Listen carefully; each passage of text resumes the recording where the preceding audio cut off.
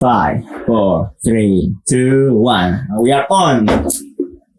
Here we go. So welcome back everyone to episode 3 of the Reclaim podcast.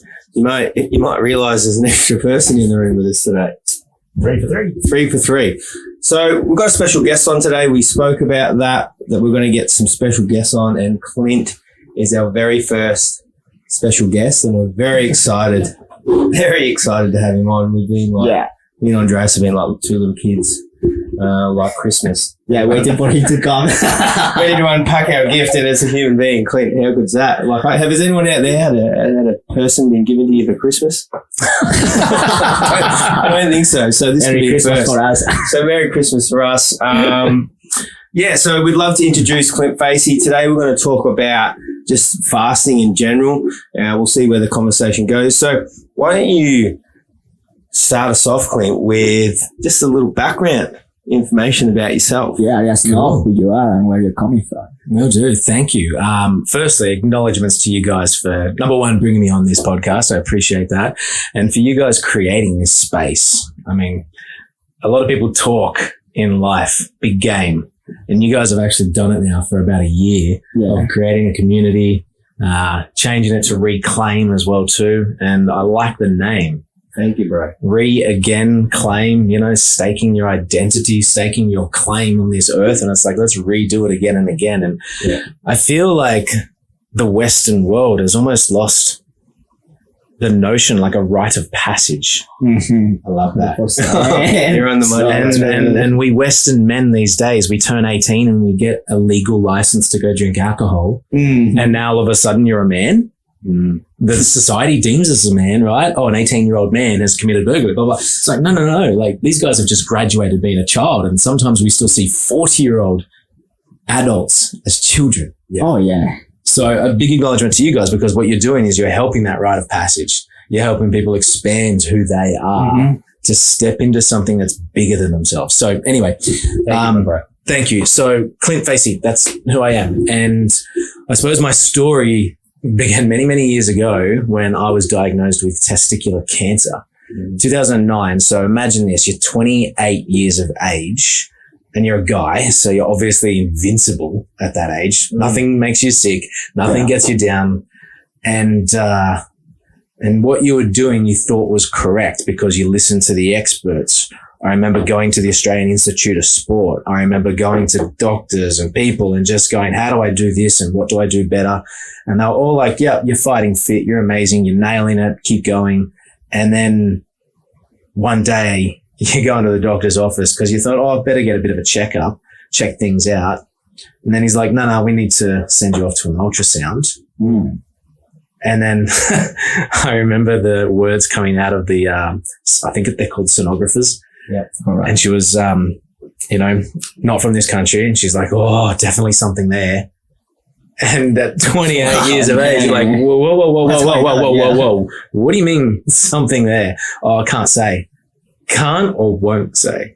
So fast forward, the doctors deemed it as testicular cancer, the aggressive type, the Lance Armstrong type.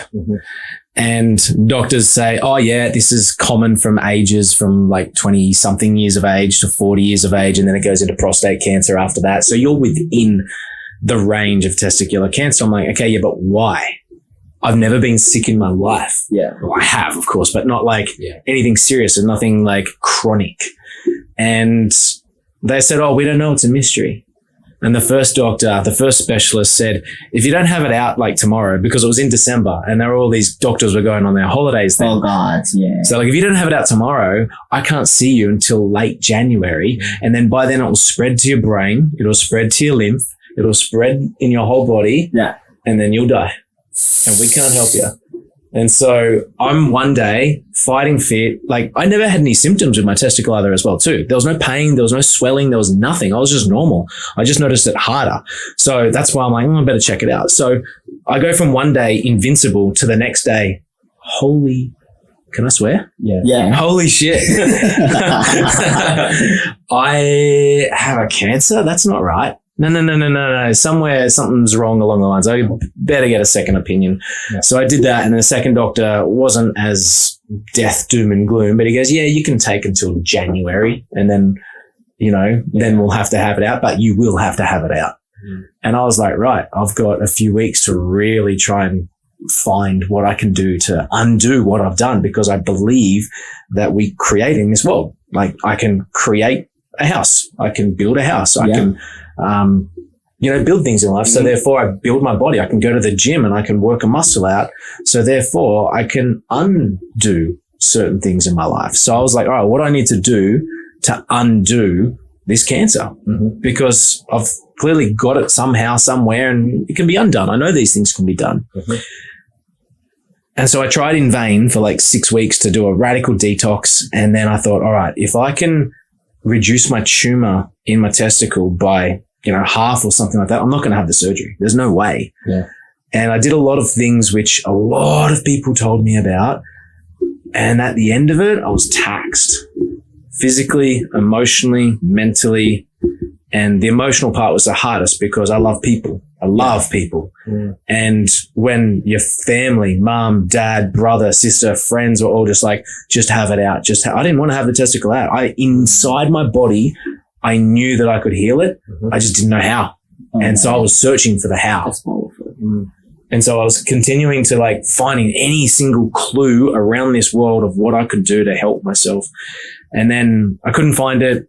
I went and had the ultrasound again, and I actually reduced it by 1.2 millimeters. Wow. Power of thought, eh?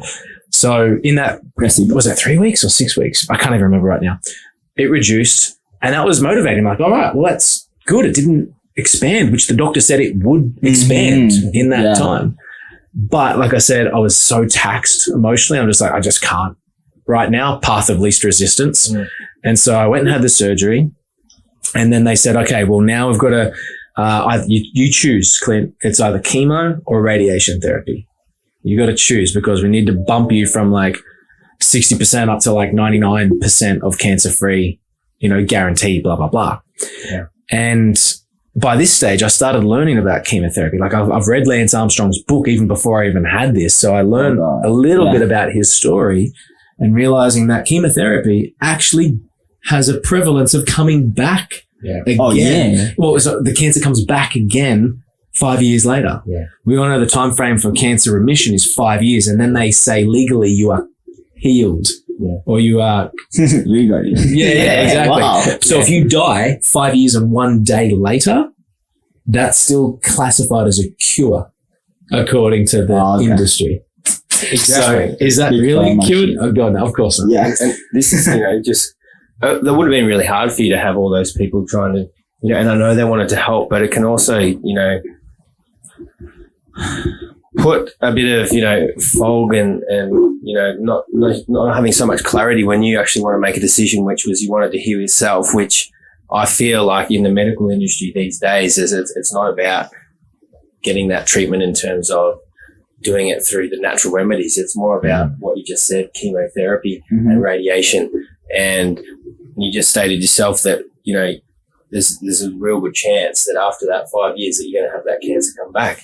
And I just don't feel, this is my personal experience, as I've said on this show before, take what I say with a grain of salt. We want you guys to go out there and do your own research. It isn't set up for us to get healthier. They want us to continue to come back to them. And that's what Big Pharma and all these organizations are about, because that's how they make money. A healthy nation is a bankrupt pharmaceutical industry. That's how we put it. That's true. Yeah, I've seen many people from my family that, they went to the hospital once and then they couldn't get out of there. They were healed and then they need to get back to it 1 year later, 2 years later, until they die. It breaks my heart because of the residue of the toxicology of the pharmaceutical drugs that build up in the human body. Yeah. That's how they know when someone's going to die. Yeah. It's not because of the actual disease itself. No, it's from the treatment of the disease. 100%. Yeah. Yes. So they know that the liver can only take so much. The kidneys, the heart, the lungs, and then eventually it'll become overwhelmed and fail. That's why they estimate, you have 6 months to live. Anyway. So getting back, what happened is they had the surgery, like I said, and they said in 6 weeks' time, you got to have your chemo or radiation therapy. Mm-hmm. Yeah. 3 weeks later, I discovered my mentor, Don Tolman. And he spoke on stage and I was in the back of the room bawling my eyes out because he calls it a truest truth. Mm-hmm. When you hear something, see something, feel something, and you get goosebumps because of someone said something that makes, I had that for like 3 hours straight. And he articulated everything I felt. I just didn't know how to say. And so he talked about fasting. He talked about what happens in the industry. And I'm like, yep, that's exactly what happened to me just 3 weeks before. So I knew I was bullied into the surgery. Yeah. And one of the things, like you said it before and you said it before as well too in different ways, like if I go to a baker, what's his job? So your bread, hopefully. Yeah. And if you go to a painter, what's his job? That's it. I went to a surgeon. What's his job? Operation, man. Open your back as many times as he can till you die. And well, he's got to put food on the table too. So I'm not like, going they against, have a good heart to heal people. Exactly. But they are behind, the system is controlling them. That's right. Mm-hmm. He probably really does want to help people. He probably really does want to help some people not have cancer and everything. Yeah. And my mentality is like, well, do what successful people do. Don't follow the advice of a homeless person with financial advice. Follow Warren Buffett or something like that. Yeah. So I'm like, well, I want to be healthy. What do I need to do? Yeah. I'm going to follow a healthy person and do what they do. Mm-hmm. And so Don, my new mentor, as soon as he said that whole, seminar speak, I followed him and I discovered exactly what my body knew, just didn't know how to articulate. Yeah. And so I refused chemo, I refused radiation therapy. Love it. That's amazing. Yeah. And I was able to stand tall again. I was one testicle less, but doesn't make a man. But for those people who, I'll fast forward the times, like I had a daughter last year. So, hey, all is good. All is well, of course. Still working down there. Gratefully so. So, what that led me to know was the principles of health. Yeah. There are 7 principles of health. Mm-hmm. And this is across cultures, across different lands across the world, different times, different eons. Everything about these 7 principles is so simple and free, and that's why it's overlooked. It's really simple. It's air. We all know we have to breathe air. I could do a whole podcast on air. I won't. Next is water. Obviously drink the stuff. It doesn't mean the water in a coffee or a Gatorade. It means just that plain clear stuff that I'm going to have a sip of now. Good stuff, water. Once you drink it enough, you actually get to like it. Funny enough. Oh, of course. I didn't like water before working out. I didn't like it. Yeah. Andreas. I wasn't, I'm being real. Like, it's not that I didn't like it. I wasn't drinking it. Okay, so I'm a big nerd. But I've got something to teach you then right now. So we all agree that the brain is probably one of the most important organs for our whole consciousness and our whole being progressing in this life, right? Yeah. The word brain, think about this, brain. In Hebrew, the letter B stands for house of.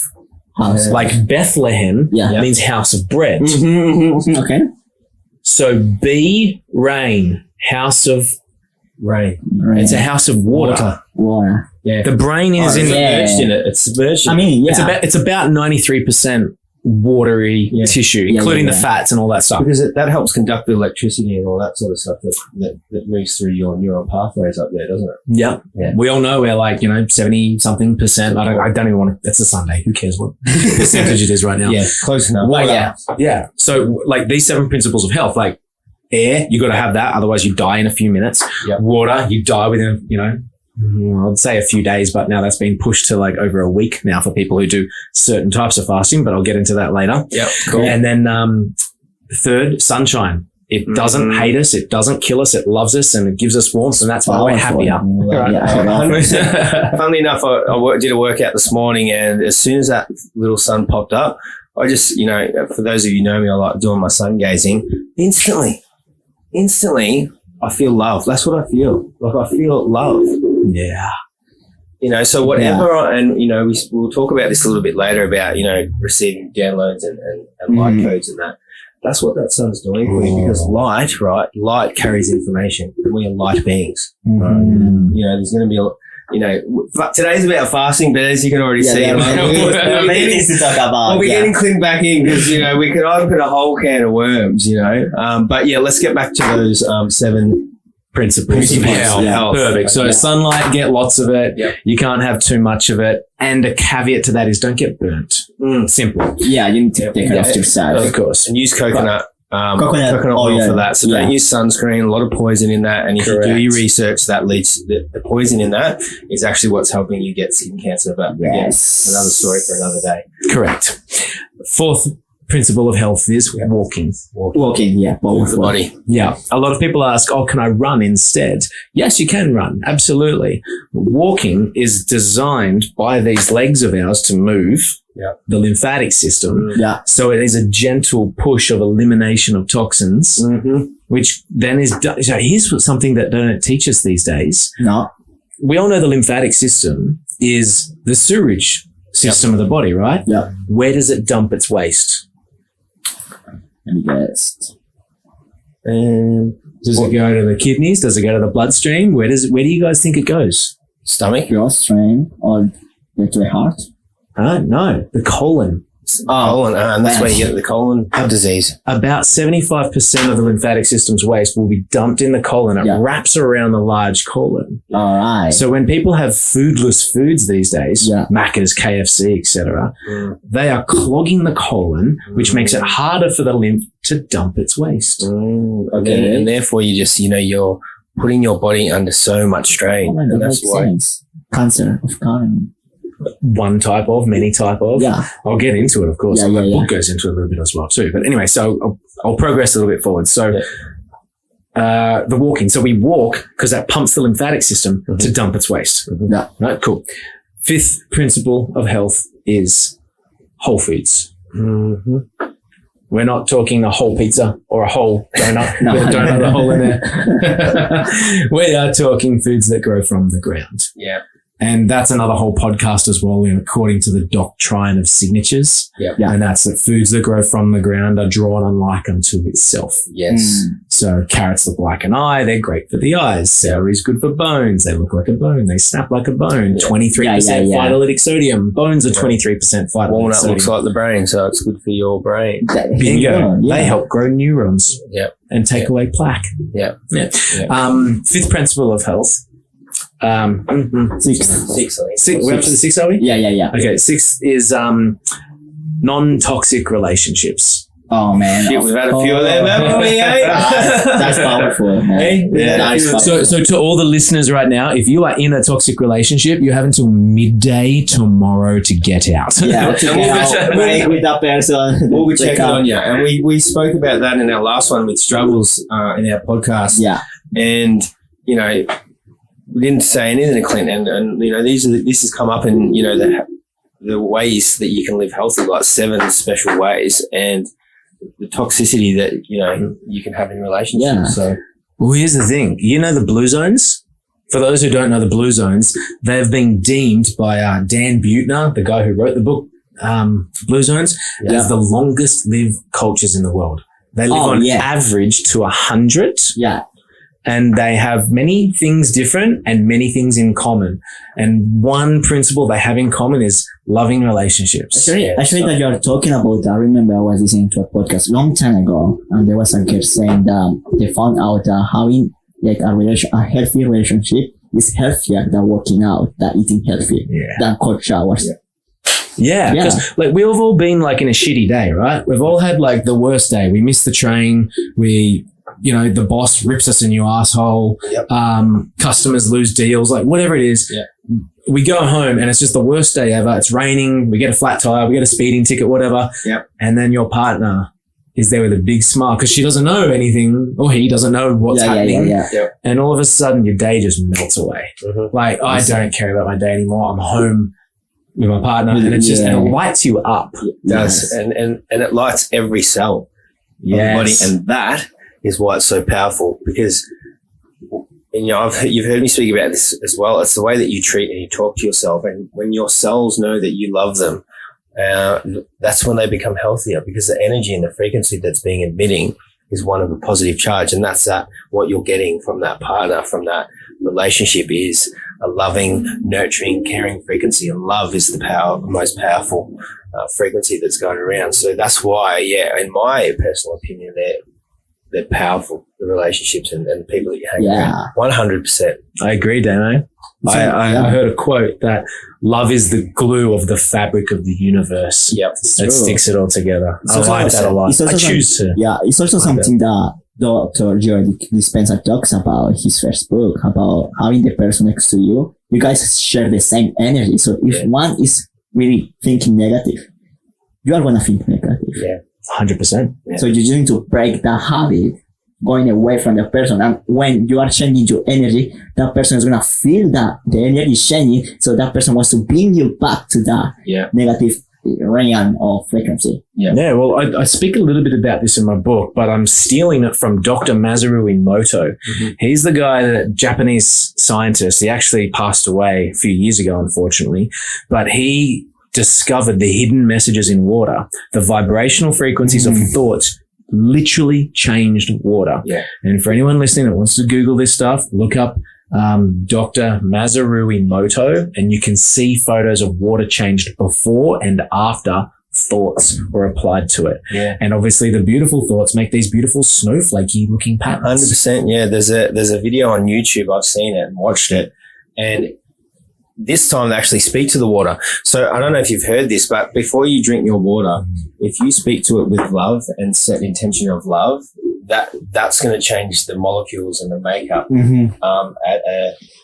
at a molecular level, and that's what you're going to drink. And if we just said that the water is 70%, whatever it is, then what do you think's happening in your body in and around your cells?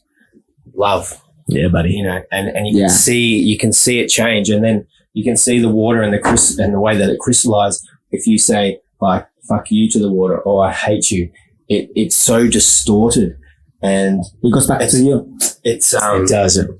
It destroys the patterns and the vibrational frequency. Yeah, just kills it. So imagine, right? You're getting home and you're with a partner that's speaking to you in that manner. Do you know what I mean? Like, what is 12 o'clock tomorrow? Yeah. Come back to it. You gotta I said it. That person now. I told you guys it's going to be hard to let go of these relationships, but if you want to make that change and you want to get better, you got to do it. And I said, I know it's hard because I've been there and I've done it. This is why I hang around people like this. Look how uplifting this conversation is. You guys aren't in the room, but I can tell you, I can feel the energy. The energy is. I can feel the energy. We're on. We're all enjoying each other's company. We're all having fun because we're all on that same vibration and frequency. Yeah, and yesterday when we were doing our event, after we finished, I was here and I was feeling loved because of what we did for people and all the feedback that we received. Thank you so much for doing this. Thank you so much. You guys are doing great. I feel loved. I feel great. This day is for me success. So I was feeling all the love. And I take that with me and I still feeling it. Just amazing. Yeah. Thank you, brother. And thank you. Another acknowledgement. Thank you for doing what you're doing. I mean, you volunteer your time and your energy and your effort and even your money, right? Where you are giving to the community. Yeah. And man, that'll come back tenfold. I know it will. We can change one person even for that day. Job done. Yeah. That's what we after. Yeah. People need this information and people need to know that they can change and they can break out of this matrix, this system that's been designed for them that isn't designed for us. It's designed for you guys out there who know exactly who you are. But your time's coming. Your time is coming. That's why there's people like us and a lot more speaking about this. We've digressed, not digest, but that is a good word for what we're going to get into. We're going to get into that too. Well, let me finish up with the 7th principle of health, because you're doing it by doing the events. It's passion. Yeah. So passion is there's 3 levels to the word passion. One is the very simple surface level. It's that which we feel excited about. It's that which gives us energy. Mm-hmm. It's that which makes us happy and like, I'm very passionate about tennis. Yeah. I'm very passionate about my acting. I'm very passionate about health. Yeah. But the word passion is also split apart from 2 words, meaning the passing of the ions. Okay. All right. Ions, in ancient words, were meaning the neutrinos and centrinos, or the modern day words of protons and electrons of a atom and those energy particles going around that atom. So obviously when passing ions vibrate faster, you have more energy. Yeah. The more energy you have, you know, and a lot of people tell me I want more health. What are they really asking when they say I want more health? What is health? Energy, like, you know, there it is. Energy. like to get up and get out of bed. Energy. And, you know, like I think because, we're laying in bed and a lot of us, and I used to be like this, it'd be like, fuck, I've got to wake up and you know, I've got to get up for the day because you're not doing what you're passionate about.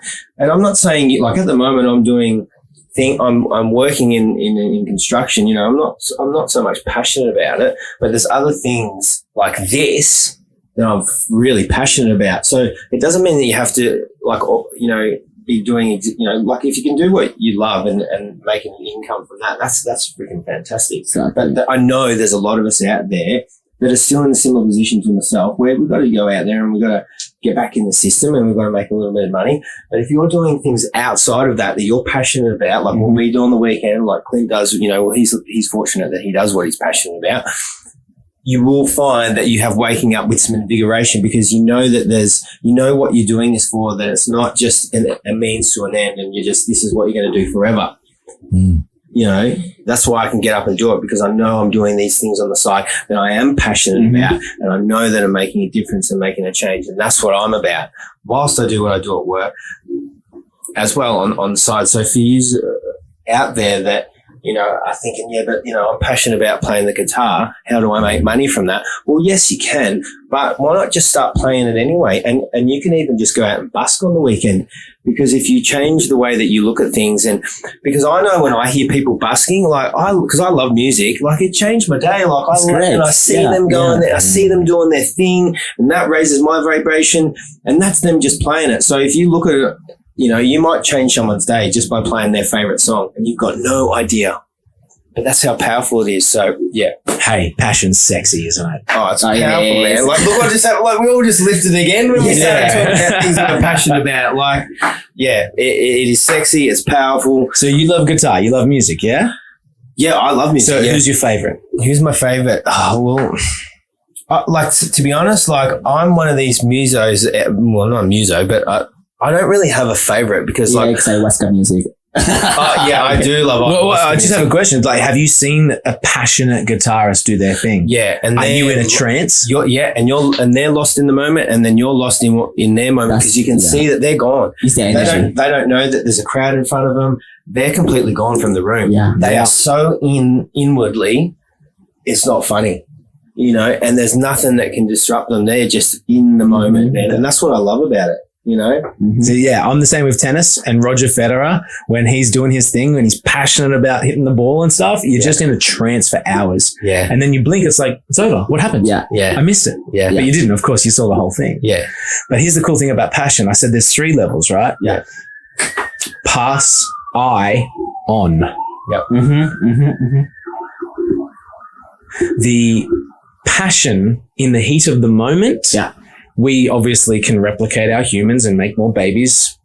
You know, I've done them this life, you know, of course. Yeah. But the ancient Egyptians called the smallest indivisible cell, that which cannot be divided again, the nita. The nita. N-T-R.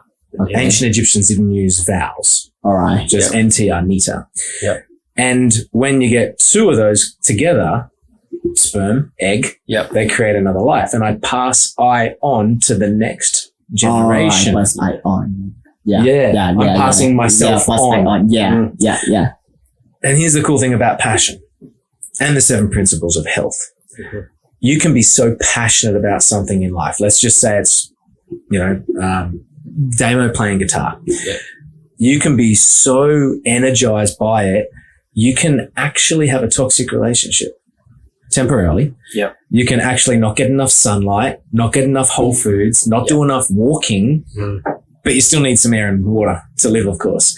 Yeah. But if you vibrate at such a high level, you can negate the other or offset the other principles of health, because that just lights you up and makes your whole life worthy of what you want to do. Like makes your life worth everything, of course. Yeah. Because, look, at the end of the day, again, just this is my opinion, that it all comes down to what vibration you are admitting. Because that's where the cancer stems from. That's where a lot of dis-ease in the body stems from, is just how you're vibrating, how your cells are vibrating and what they are attuned to. Because if they're vibrating at a frequency and it hurts, there's different hertz. Yeah. And if you're vibrating at love, you ain't getting sick no matter what you do. No, it doesn't matter. Because it's the vibration that they're, like I think if any of you have, the forks. And tuning forks. And you put them near your ear and you start to tune and resonate at that frequency and that vibration. That feeling that you get, it feels good.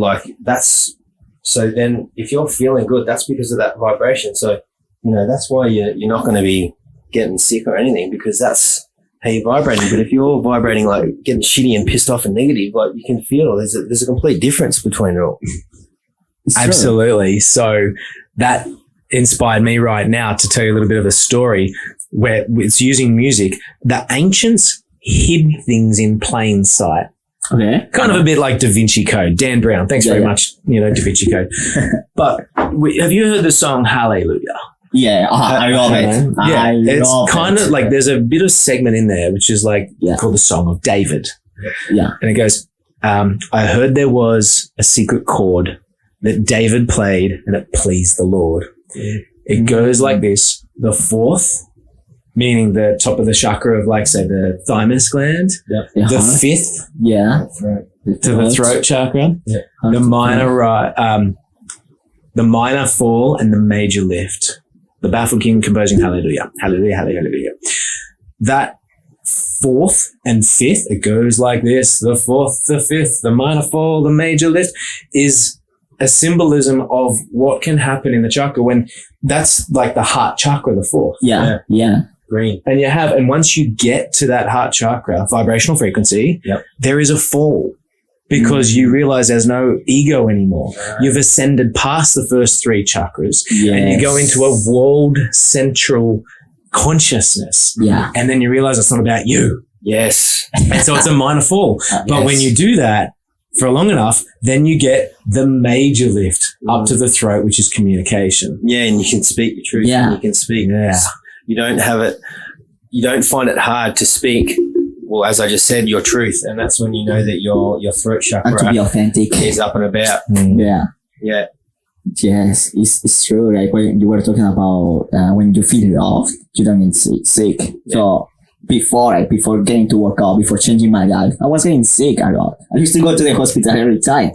But once I started working out, understanding that what I was doing was for my future, for my family, just to start being disciplined. I stopped being sick and haven't even been sick for 3 years, not even COVID. And then, Yeah. Well, let me, I know we got to get back on topic, but we'll get to fasting. We're the world champion digressors. Like I'm good at digressing as well. It's because a lot of people get sick, not because,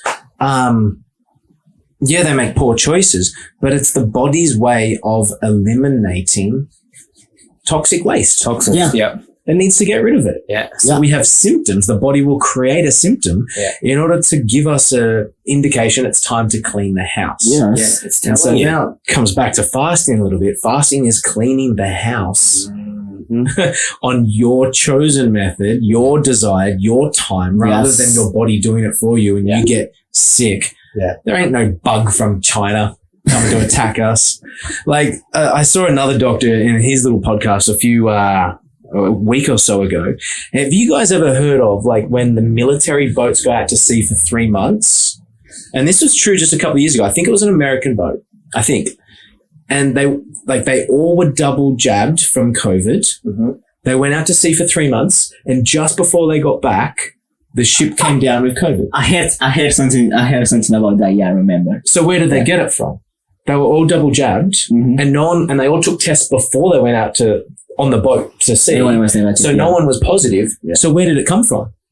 And the doctor said, there ain't no dolphin coming up and spraying it. You know where it's coming from? The placebo. You know? Well, I won't get into that.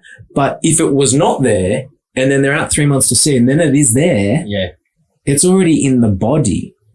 The body will house viruses, pathogens, and diseases, etc. And it just needs the vibrational frequency to match it to then start eliminating from the body. Or it could be like if they were thinking about when we are coming back and everyone is in lockdown, it's COVID. So they were starting just thinking about COVID and they got it.